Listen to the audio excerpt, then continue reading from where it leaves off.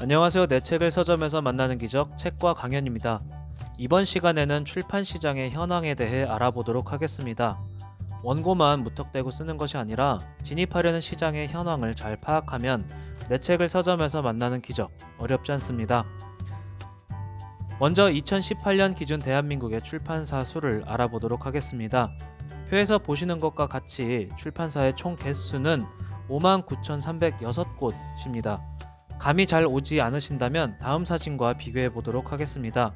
같은 해 대한민국의 치킨집 개수입니다. 36,791개, 출판사가 더 많습니다.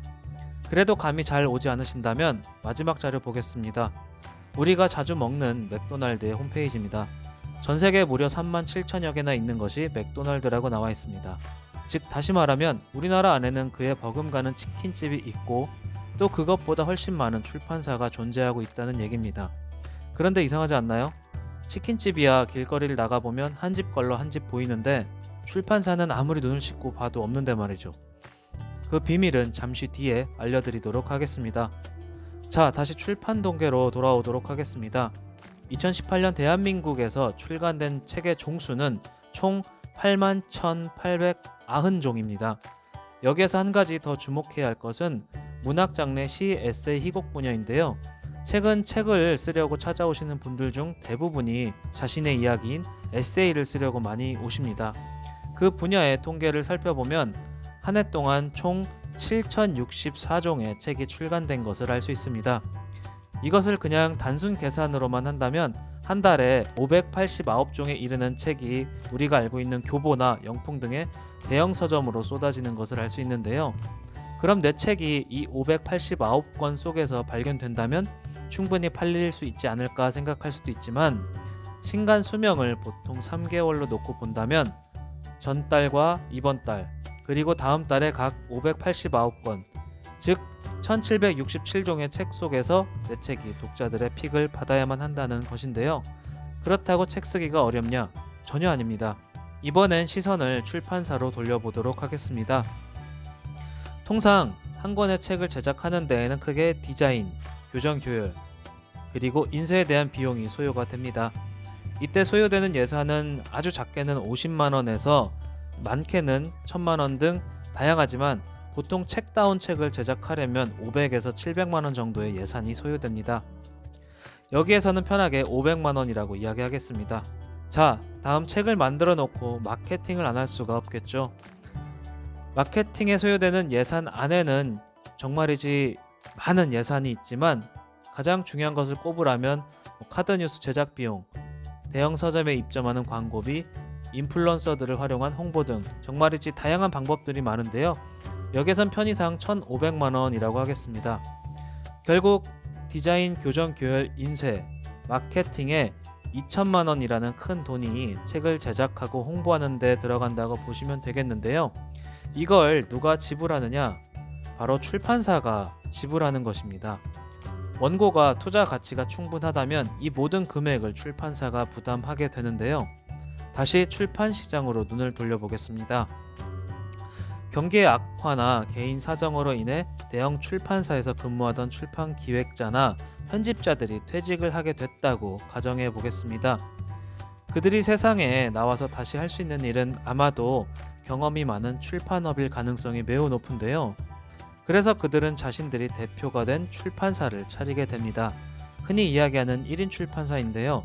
이젠 월급을 받는 존재에서 본인의 월급을 벌어야 하는 상황으로 바뀐 것입니다. 여기서 가정을 하나 해보겠습니다. 만약 컨텐츠가 좋아서 책을 제작했는데 이 책이 소위 망했다면, 그리고 이런 책이 1년에 5권이라면 이들의 손해는 단순 계산이지만 아마 1억 정도가 될 것입니다. 매출이 큰 출판사야 몇 종의 책이 망해도 다른 책으로 커버가 되겠지만 개인이 이 정도 손실을 입게 되면 사실 주저앉기 십상인데요. 그렇다면 책은 만들어야겠고 하지만 될 콘텐츠는 무엇인지 잘 모르겠다면 여러분이 출판사 대표라면 어떻게 하시겠습니까? 네, 답은 단순합니다. 반드시 될 콘텐츠만 책으로 만들면 되는 것입니다. 당연한 이야기 아니냐고요? 자, 그럼 이 부분에서 다시 한번 생각해 보겠습니다. 제가 말씀드린 될 컨텐츠는 어디에 있을까요? 한번 생각해 보세요, 여러분. 네, 맞습니다. 바로 소셜미디어인데요. 즉 이미 저자에 대한 대중의 관심도가 높은 컨텐츠를 선별해서 책으로 제작하는 것입니다. 이것은 예측되는 수요가 확보가 되고요. 그로 인한 추가 수요들이 기대할 수도 있게 만듭니다. 예를 들어서 A라는 인스타그래머가 있다고 해보겠습니다. 그는 현재 30만 팔로워를 보유하고 있으며 매일 지속적으로 피드에 글귀를 업로드하고 있습니다. 그리고 그의 게시물들은 평균 한 개당 좋아요가 1000개씩 달리고 있습니다. 그를 유심히 지켜보던 한 출판사는 이런 제안을 합니다.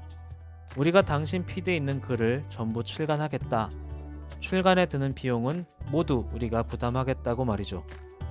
그는 고민 끝에 계약을 하고 몇 개월 뒤에 출간을 했습니다. 그는 피드의 출간 소식을 알렸고 그를 따르던 팔로워들은 좋아요를 누르며 인증샷을 올리기에 바빠졌습니다. 팔로워들은 카페에서, 야외에서 그의 책을 인증해 너도나도 자신들의 피드에 올렸고 결국 그의 책은 얼마 지나지 않아 80세까지 찍는 경이적인 기록을 세우며 전국에서 저자 강연 요청이 쇄도했습니다. 사실 이게 요즘 유행하는 패턴의 출간 방식인데요. 글쎄요. 사실 이렇게 출간될 경우 저자의 글 실력보다는 인지도나 인기도에 의해 책이 출간되는 경향이 많아서 개인적으로는 많이 반기지는 않습니다만 시대가 흐름이 이렇다면 어느 정도 따라야 할 필요도 있다고 생각을 합니다. 제가 말씀드리는 부분이 바로 이건데요.